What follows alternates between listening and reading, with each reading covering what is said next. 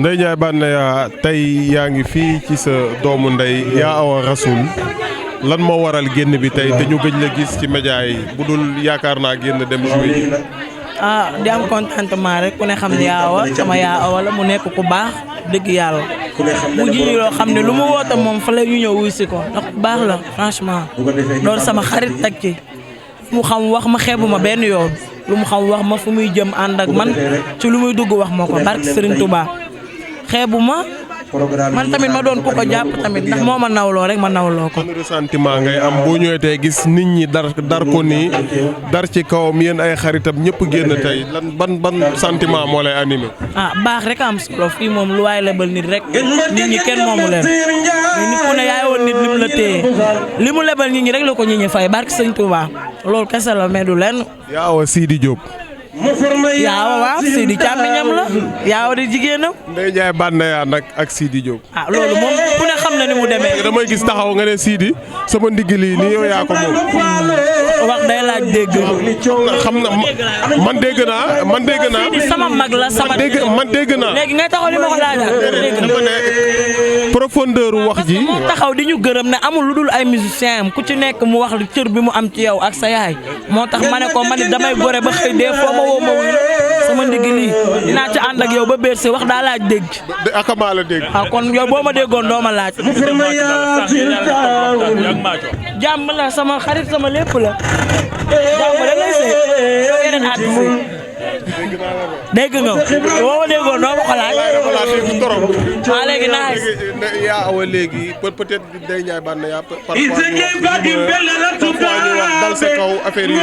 nooy def bay yar rumeur xaw ma yar rumeur. yar rumeur. non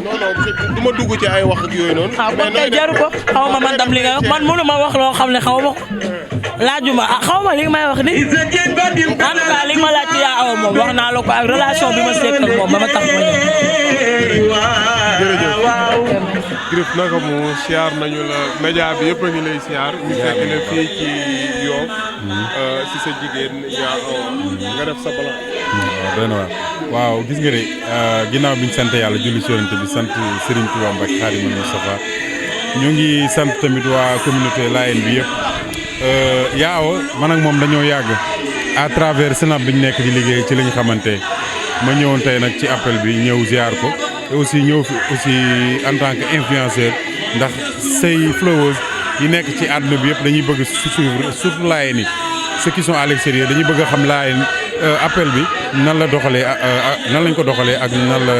amee quoi. sa diggante ak Yaa Awa lan la exactement. waaw Yaa Awa nag dañoo yàgg trop man je crois bien que ne on s'est connu il y a 8 ans xam nga loolu yàgg na Snap la ñu xamante fan yooyu temps yooyu am na benn influenceur bu fi nekkoon bu tudd Milina à travers Milina ñu ñoo doon ànd tout le temps ci lañ xamante après nag ci benn appel bu ñu ñëwoon fi Yoff ci lañ xamante ak Yaa Awa waaw fa lañ xamante nag depuis boobu ba léegi mu rafet et aussi mu nekk jigéen boo xam ne comme man sur les réseaux sociaux damay influencer ñu bari pour comme par exemple ñuy woor lundi ak jeudi Yaa Awa ci groupe bi la bokk ñoo xam ne dañuy woor lundi ak jeudi et aussi 5 prières yëpp ñu respecté ko Yaa Awa tamit ci loolu la bokk quoi looloo gën a tax suñu xaritoo gën a dëggu gën a suudee wu quoi. am na benn coow bu juddu ci diggante influenceurs yi ay influenceurs yéen wala ay comédiens gars yi ne Sénégal ay comédiens moo fi nekk ay influenceurs amu fi yow en tant que yow miy revendiquer influenceur parce que wax nga ne rek leen di influencer ci côté diine kon influence du côté matériel kese yow lan ngay doon ñu ne yéen ay comédiens ngeen du ngeen ay influenceurs. waaw démb je crois bien bi affaire bi amee man je l'ai su tardivement mais Doudou mi nga xam ne waa ji bi muy tudd na ko waxtaan nañ ci lu yàgg man am na benn live Instagram mu defoon sax mi waxtaan ci lu jëm ci influenceurs yi xam nga influenceur dafa nekk benn métier bu doy waar boo xam ne Sénégal xamuñu ko ñoo ngi koy wax nag ku ci nekk mën nga ne man influenceur la ndax léegi sooy xool sax ñi ñuy xëcc di leen tuddee influenceur mooy ñi am nombre de vues sur les réseaux sociaux mais influenceur c'est quelqu'un boo xam ne ni dina mën a influencer nit ñi ba lenn lu mu leen di xëcc ñoom ñëpp ñu ñëw ci. par exemple su ma yoree benn affaire pour yow nga yor sa produit man ma yore sama Snap mun naa influencer nit ñi bañ ñëw soxla ce produit comme man par exemple damay influencer ñu bari en ce moment on est 491 ñoo xam ne man maa leen influencer ñuy woor du lundi au jeudi dañuy woor lundi ak jeudi di julli 5 waxtu yëpp kon je suis influenceur man maa leen mën a influencer ba ñuy woor lundi ak jeudi sànq rek bi may dugg am na xale bu ma téye ne ma Griff depuis 6 mois maa ngi woor lundi ak jeudi te léegi maa ngi commencé julli waxtu yëpp je suis influenceur ou pas maa ngi influencer ay nit yow soo yoroon léegi si Ngom nga jox ma ko dina am ñoo xam ne dama leen di influencer ba ñu bëgg si Ngom c'est ça influenceur da ngay bëgg benn affaire wane ko nit ñi bëgg ko yaa ngi leen ci influencer pour ñu ñëw ci mais nag Sénégal ñoo xamul signification influenceur loolu moo tax ku nekk su ne je suis influenceur am ñoom dañ naan non non il n'est pas influenceur alors que man Griff Diouf je représente tous les influenceurs je peux dire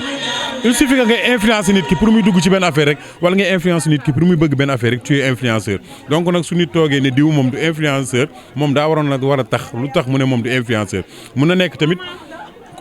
comédie lañ ko xamee mu dem ba ci biir nekk influenceur ndax tu peux être comédien dans ton coin di def li ngay def mais nga dem ba ci biir di influencer nit ñi ñuy dugg ci loo xam ne ni bëgguñu ko woon wala xamuñu ko woon waaye nga leen di influencer ba ñu dugg ko donc tu es influenceur. man moom je suis jamais comédien mais pour xëcc ay nit il faut ñu am ci lenn lu ñu la étiqueté maanaam par exemple Doudou laay wax Doudou ci nit ñi lañ ko xamee woon vidéo drôle dem na ba ci biir mu ngi nekkaat ci leneen mu ngi nekkaat ci leneen mu ngi nekkaat ci leneen y en a qui sont des comédiens y en a qui sont des influenceurs léegi nag qui est influenceur waaw léegi nag loolu leen yéen a koy dem lijjanti ñen ñooy influenceurs yi ak ñu nekkul influenceurs yi fan yi ñu romb gis nañu koo xam ne gis nañu ñoo xam ne ñu ngi leen di couronné wala sax ñu leen di décorer di leen tuddee ay influenceurs léegi la moo tax ñooñu def loolu non bari na du ma fi nekk di lim mais nag Sénégal li ma la mën a wax sérieusement képp ku am vue ñu ne la influenceur ku amul vue ñu ne la doo influenceur ci nombre de vues la ñuy qualifier nit influenceur wala am na ñu am 11 vues nekk influenceur ndax ñu ngi influencer 8 ci 11 yooyu ñu ngi ci influencer 8 yow mi mun nga nekk influenceur sa micro bi nga ma téye jox na ko am na benn xale boo xam ne mu ngi lay xool suba am na envie téye micro comme yow yaa ko influencer ba mu ñëw bëgg micro kii di filmer la même chose man mii di wax dina am ñenn ñoom su ñu xoolee dañuy am envie ñoom tamit nekk ci réseaux sociaux yi pour nekk après Griff Diouf wante ga li ma la mën a wax daal je suis sur Snap te macha allah yàlla dogal na ko je suis deuxième personne bi ñu gën a suivre sur Snap waaye man li ma ci ëppal solo dëgg-dëgg ñaar yi la waaw man moom samay vues dafa mel ni gars yi ñu koy commencé miin léegi avant dama ko doon nëbb mais léegi moom nëbbatuma ko 24 heures minimum j'ai 112 000 vues minimum maximum nag 112 000 su Wally tëggee nag dinañ dem ba 160 000. voilà sànq yaa ngi wax Wally Seck sa diggante ak Wally Seck lan la. waaw li may laaj nii da nga mel ni laajoon nga ma ko te sax bi soo ma gisee rek nga laaj ma ko waaw Wally moom c'est quelqu'un boo xam ne soxlaatul Sénégal ñuy laaj sama diggante ak Wally lan la ndax ginnaaw yàlla grâce à son papa Thione moo tax genre ñu gën a sax bëgg Wally ndax Papa Thione la avant après ñu dem ci Wally mais Wally moom c'est un frère pour moi Snap bi rek ñuy tudd rek Wally man moom njëkk a jox 500 000 dama Griff te li ma wax ni y'a 5 ans ci ginnaaw demal jënd téléphone ñëw liggéey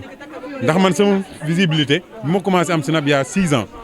waaw temps yooyu kenn utilisé ko woon y avait ay Milina rek a fi nekkoon Milina donc te Milina man ak moom ñoo fi nekkoon di def nii mais jusque ne man je le faisais dans mon coin mais daal pour wax la ne sama diggante ak Wally moom c'est mon frère c'est quelqu'un que je respecte c'est quelqu'un avec qui je travaille commencé nañu liggéey te en ce moment ñun dinañ def le tout pour image am gën a rafet te mu gën a dem. voilà Wally Seck li ba mu am te stade Me Abdoulaye Wade mais bon ñii ne dañ ko humilier quoi noo gisee loolu. waaw man nag xam nga am na ñu bëri ñu ciy wax man j'étais là-bas ndax imagine-toi Faramareen yëpp bi ñuy dem foofu après midi bi man maa fa njëkk a dem ndax man Radisson balaa nekkoon dem naa fa depuis 11h ci suba donc amul lu xew ci biti te yëguma ko ak lu xew ci biir te yëguma ko ndax ci biir stade moom dugg naa fa je crois ay côté 16h donc daal li ma ci mën a wax lenn la ndax moom sax bi affaire bi xewee newoon na bu ci kenn wax waaye man li ma ci mën a wax lu ndaw la rek Wally ñëw na ci stade bi ñun xaar nañ ko ndax man Wally moom ma yóbbu ci stade bi moom sérieusement ndax bëggoon naa teel a dem pour suñu yee rek ñu accueillir ko ndax moom ci image am la ñuy liggéey dem nañu xaar nañ ko 19h stade bi commencé na lëndëm toog nañu dégg nañu son Wally bi ñu ko déggee ñun j'étais avec Doudou ay ñoom xësaak ñooñu ñu daw ñëw ba yegg bi ñu yegg xaaroon nañu Wally yéeg waaye gis nañu Wally taxaw fa ci kaw lu yàgg teguñu son teguñu dara foofu lëndëm nit ñi nekkoon stade sax xamuñu ne Wally yi yéeg na ci kaw bi mu yéegee nag après ñun ñu wàcc bi Wally wàccee ñu ànd ak moom encore accompagner ko ba mu génn mais man li ma ci xaw a métti lu rek mooy yow nee nga am nga problème mu technique gis nga diggante bi Wally di wàcc ak bi Wally di dugg ci biir fi mu nekkoon man moom sérieusement si c'était moi dinaa play benn son Wally gis nga fii ak technicien bu mu mënti nekk ci àdduna c'est facile nga dugg sa YouTube nga tapé Wally mu génne la son même bu dee da nga koy amplifier su loolu mënul nekk son Wally bi nga yor nga teg ko gis nga diggante Wally bi muy wàcc ba bi muy dox di yegg soo fa tegoon son Wally mun na fa a cappella stade bi sax xam ne Wally am na son buñ ko tegal micro am fu mu dem day ànd ak moom mu utiliser ko a cappella ànd ak nit ñi dem tëgg son show dem yi ñibbi mais moo gënoon fuuf ni Wally wàccee dem ñibbi léegi nag li tax Wally joué nag wala joué wul nag moom ku ci nekk nga ciy wax waaye man daal li ma ci xam rek mooy. mais ñu bëri famille Youssou Ndour loolu lañ ko jiñ quoi Youssou Ndour ñoom ñoo ko Ndour lañ ko jiñ soo xoolee Cheikh Dieng sax dafa attaqué directement non Youssou Dieng sax dafa attaqué directement Youssou Ndour. waaw léegi nag xam nga loolu la moo ci doy waar su nekkoon frère Ismaïla Lo moo nekk ci technique bi frère Ismaïla Lo lañ koy jiñ ak waa kër Ismaïla Lo mais frère Youssou Ndour a fa nekk. donc il faut ñu jiñ ko frère Youssou Ndour ak waa kër Youssou Ndour waaye daal li ma la ci mën a wax daal rek mooy diggante Wally ak Youssou Ndour diggante papa la ak doom te bi papa Thione génnee àdduna Youssou Ndour gis naa mu taxaw Wally benn taxaw boo xam ne ni man gëm naa ne luñ ñaaw dootul amati seen diggante li am nii nag am na nañu ñaan yàlla bu mu amati waaye daal leen naa ci wax leen mooy Wally incha allahu rabbi fi ko nit ñi di xaar dina fa romb lu bari. Je t'assure que Wally c'est pas un artiste c'est une star te loolu Sénégal duñ ko xam léegi après lañ koy xam. ñu daanelee fii gis nañ la yow Diaw Ketchup Doudou ak ñu ni mel ngeen yor badge presse. te ñun da ngeen nekk ay journaliste te ñun yëguñu ko wala lan la bu dee tamit ay influenceurs yaakaaroon naa ne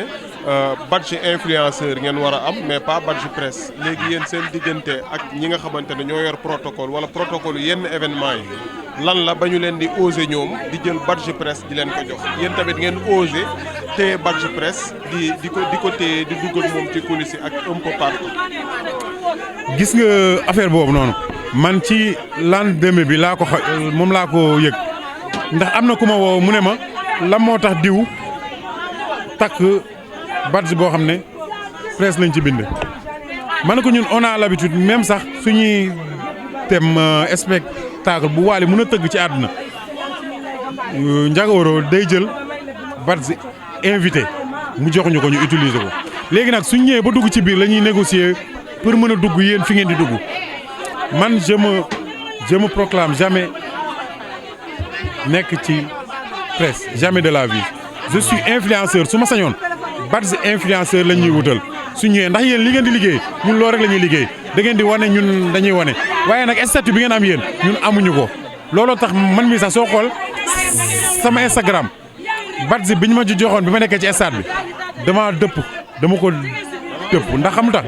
bëgguma jamais de la vie nit ñi jël badge presse di ma ko jox ma koy takk may def naka sudul noonu ñu war ma ko jiiñ man Griff jiiñ la ko yow alors que yow liggéey bi nga nekk liggéey bu noble la ndax ci dëkk guerre lu mu fa metti yow rek la ñu autorisé nga dugg ci biir xeex bi te kenn mënu la rey donc man du ma jël yow sa image di ko utiliser bu pare nekk ci lu négatif am na ñoo xam ne dañ ko utiliser war a dem snap dong waaye nekk ci loo xam ne neexul tubaab bi jóge à l'extérieur su ñëwee su gisee on a écrit ici presse sénégalaise lay wax donc daal loolu yéen ak ñi nekk ci kaw nañu xoolaat ñan lañ koy jox waaye nag leen am na yenn show yu am yoo xam ne ñun mën nañoo jël badge presse ñu jox ñu ko ndax spectacle la mais nag li tax mu sensible mooy affaire stade la woon inauguration stade te day wër àdduna bi donc soo demee bay jël liiwu presse bande presse di ko jox dafa am ñoo koy jox waaye am na nag moment yoo xam ne nag mën nañ ñu ko jël ñun influenceur ñu jox ñu ko show Wally wala show beneen woykat ñu utiliser ko mu rek mu jeex ndax yow miy tëgg sa spectacle mën nga cee bind presse mais dafa am yenn événement yoo xam ne c'est tellement sensible